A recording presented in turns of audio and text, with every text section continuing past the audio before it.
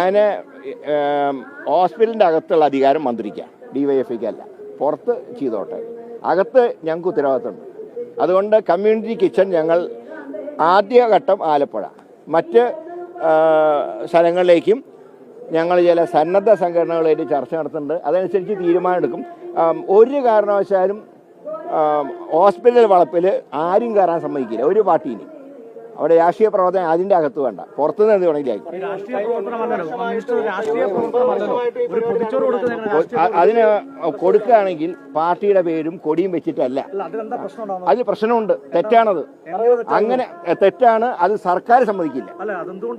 അത് ഞാൻ പറയാം, രാഷ്ട്രീയ പാർട്ടികളുടെ ബേസിലല്ല സഹായിക്കേണ്ടത്.